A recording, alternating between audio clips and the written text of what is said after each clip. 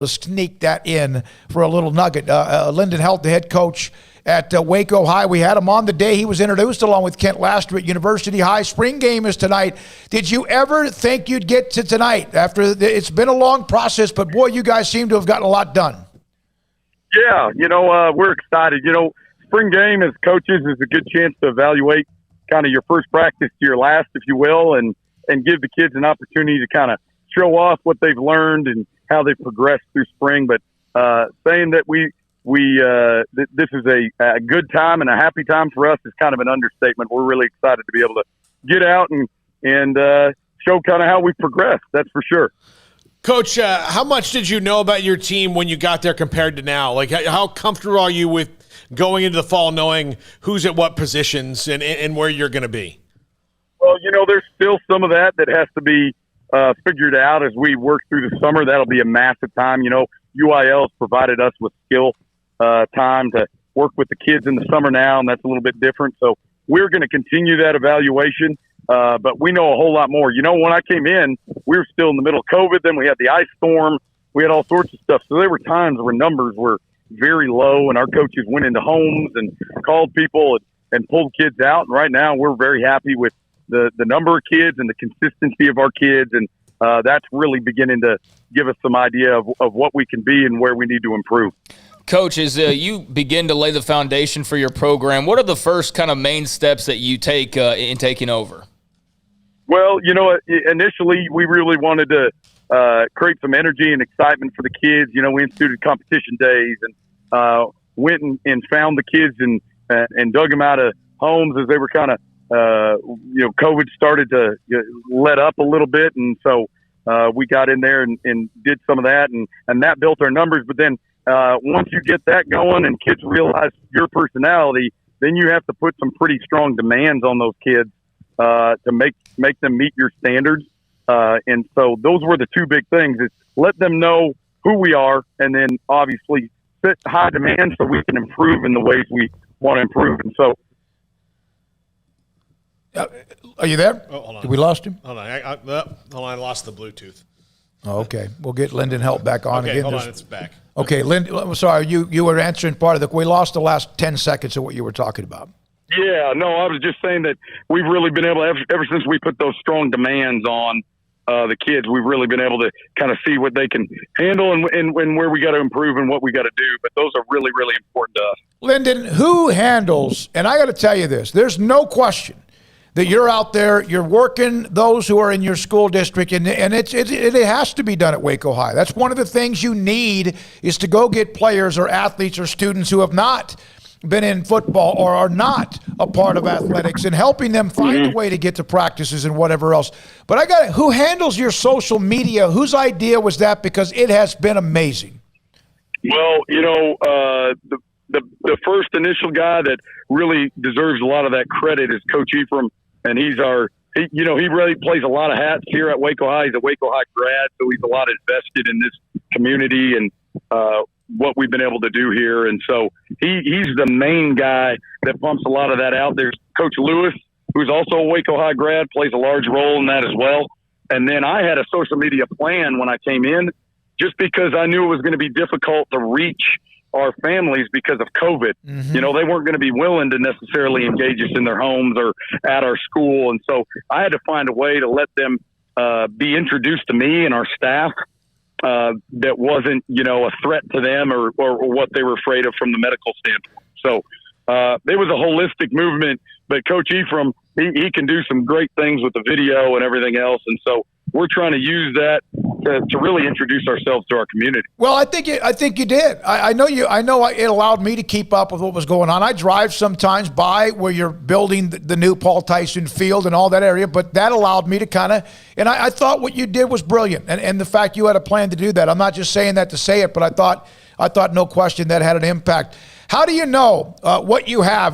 Will you have an idea, as Paul was mentioning and Craig was mentioning? Do you have an idea after tonight? Will you have kind of a depth chart, or is it still too early for that? Oh yeah. No, we'll have a strong depth chart, but you don't know fully until you really, really strap up in that first game. When there's in a scrimmage, you can still do some things. You're used to each other offensively and defensively. So, kids' reactions, especially on the defensive side of the ball, have been conditioned by the opposite side. And so we'll really know in that scrimmage against University and then into that first game what we have. But there's no doubt that we've made improvements.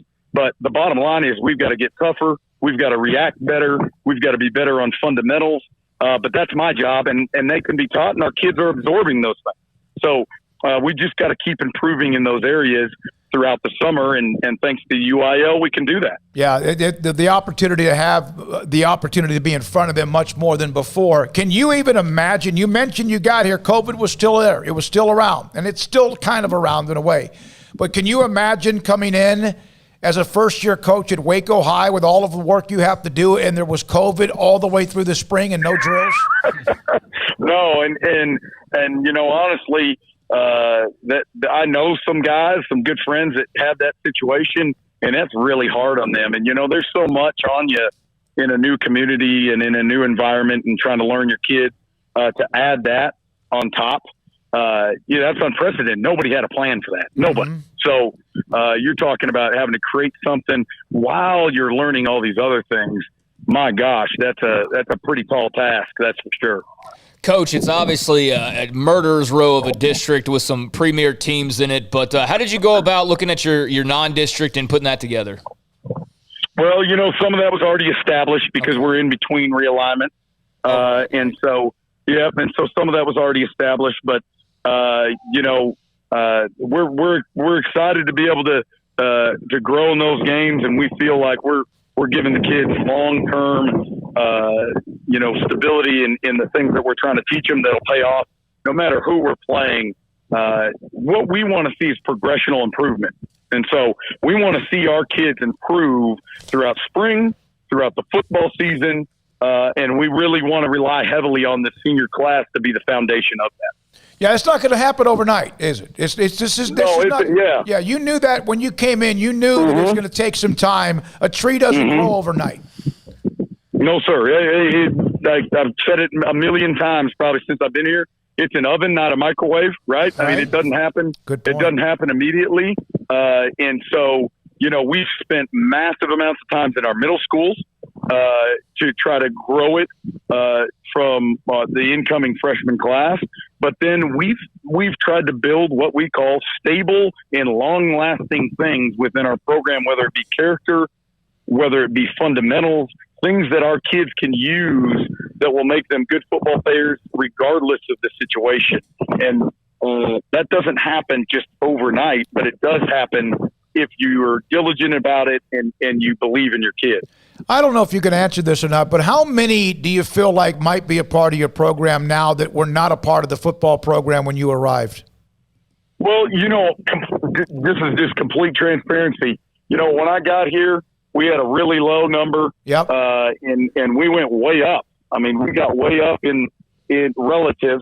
And then what happened is some of those kids that were here, they couldn't meet the demands of the staff and the stuff we wanted to be done. And that's fair because we believe our kids can reach high levels. And so we have to have high demand and aim high.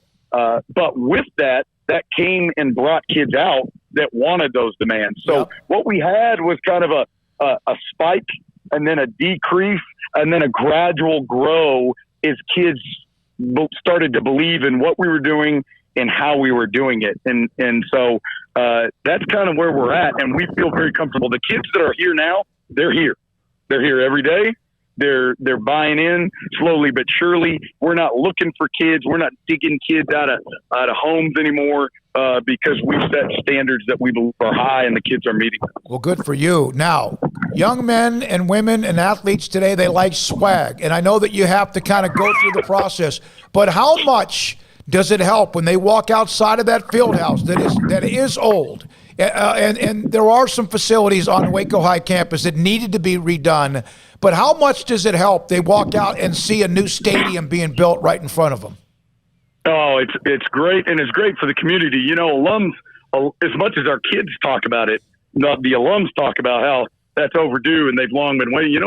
This school has a long and proud tradition, and so that's one of the things that attracted it attracted me to this place is the long and proud tradition. And so being able to get that in, and then of course, we have a prospective bond that can come out in the fall, and that's really starting to take root, and the wheels are starting to turn on that, and meetings are starting to pick up. And if that happens, we really feel like we've walked into a gold mine as a staff, and we really feel like our kids, from a mental aspect, will be able to buy in what the district's doing, what we're doing. Time is and money are the things you value, and so or you put those into the things you value. And so you're going to put a lot of that into athletics. No kid can walk through the doors and say we don't value athletics in Waco ISD. Not if this bond comes through. Not with the field. That's stuff that can't be said anymore. Linden, thank you, man. You've done a lot in a short amount of time, and I know, again, it's like you said, it's an oven, not a microwave. Good luck. I've seen the growth, and I can tell, again, I do think the social media thing was a brilliant idea, and good luck with your spring game. Okay, when does it all get going? Just JV, varsity? We got a alumni game. We got it feels like the hottest day of the year for some alumni to go out and run around on the field and try to play some 7-on-7. So we might have to give those guys some water breaks.